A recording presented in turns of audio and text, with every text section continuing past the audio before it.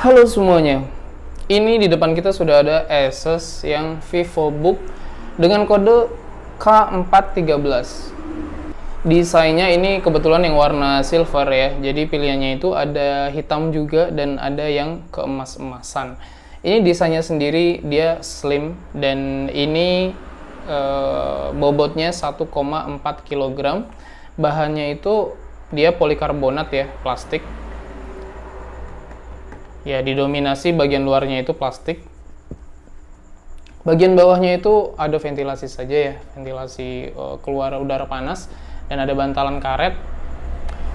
Ini made in China ya kalau tulisannya di sini. Dan bagian depan dia bersih banget, cuman ada Asus VivoBook doang tulisannya di sini. Dan di bagian samping ada USB Type A 2, ada micro SD, kemudian micro SD slot ya, dan ada indikator baterai dan laptopnya. Dan kemudian bagian sampingnya lagi ini ada buat ngecas, kemudian ada HDMI, ada USB Type A juga dan Type C, kemudian ada audio jack combo ya. Bagian depan cuma ada pengungkit ini, bagian belakang nggak ada apa-apa.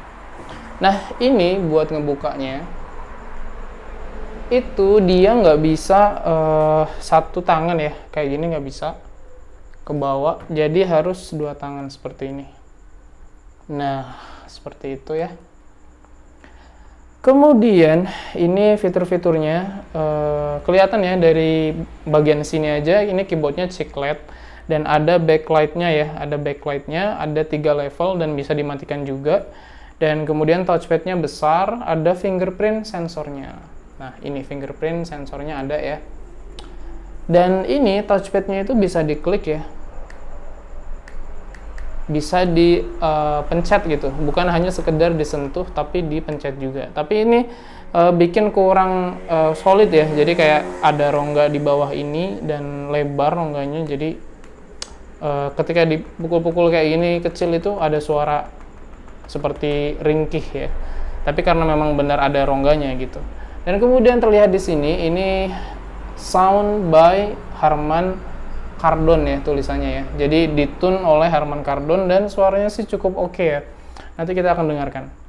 Kemudian bagian layarnya ini Full HD ya, Full HD 1080x1920 dan dia jenisnya IPS. Jadi dari sebelah kanan, kiri, atas, bawah itu dia kelihatan semuanya jelas ya. Oke itu. Dan kemudian ini sudah Windows Ori juga bawaan dan ada bonusnya Student Office ya. Dan yang ini, yang di review kali ini adalah menggunakan Intel Core i5 yang generasi 11 ya. Kodenya itu i5 1135G7 dan kemudian dilengkapi dengan Nvidia GeForce MX 350 2GB ya, dedicated memory graphic cardnya. Dan RAM laptopnya sendiri ini 8GB. Kemudian ada webcamnya tentu saja dan ada mikrofonnya yang nanti akan kita tes ya suaranya seperti apa. Ini tentu saja ya touchpadnya dia multi gesture ya, jadi bisa buat scroll, kemudian bisa buat kalau klik dua gini jadi klik kanan dan sebagainya ya. Nah karena layarnya ini menggunakan Full HD ya 1080p, jadi ini dengan kecerahan maksimal terlihat layarnya sih jernih banget ya, bisa menampilkan gambar yang sangat tajam dengan resolusi video yang tinggi. Sekarang kita dengerin suara speakernya bagus apa enggak nih. Ini volumenya masih 62 ya, kita tambahin jadi 75 deh. Saya akan taruh mic-nya agak deket ya, taruh di pinggirnya laptop.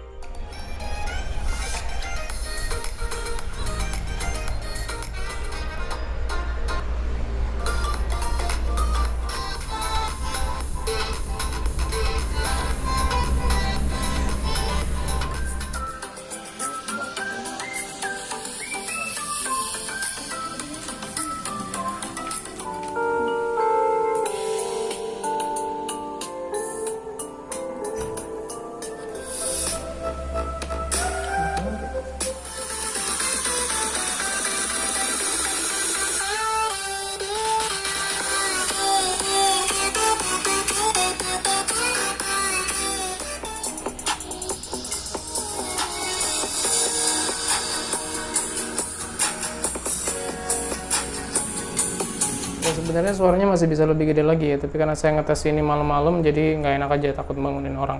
Tapi yang jelas suaranya sih kalau menurut saya itu sangat bagus ya untuk ukuran sebuah laptop lah, karena ini laptop yang bukan multimedia ya, jadi suaranya udah cukup jelas banget gitu. Berikutnya kita akan ngetes webcamnya ya. Kita akan ngetes kamera. Oke, seperti ini kualitas kamera ketika kita ngerekam malam hari nih, malam hari. Terus ada kipas angin juga di situ. Saya nggak tahu kedengeran apa nggak di laptop. Dan saya ngomongnya juga pakai masker ya. Dan ini ada lampu juga dekat, jadi lumayan terang. Dan kalau buat video call tentunya ini udah cukup banget ya, karena kelihatan dengan jelas kan muka-mukanya dan sebagainya. Dan saya juga sekalian ini ngetes mikrofonnya, nangkep suaranya gimana, karena ada kipas angin ya. Menurut saya sih ini udah cukup banget ya buat webcamnya.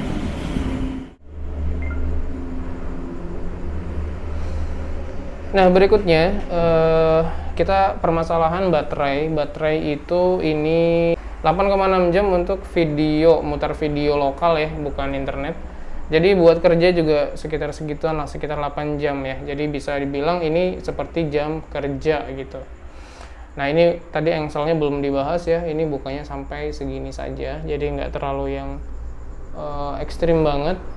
Ini kalau di kamera jadi kelihatan sempit ya, padahal ini nggak sempit loh. Ini yang kayak lumayan gitu.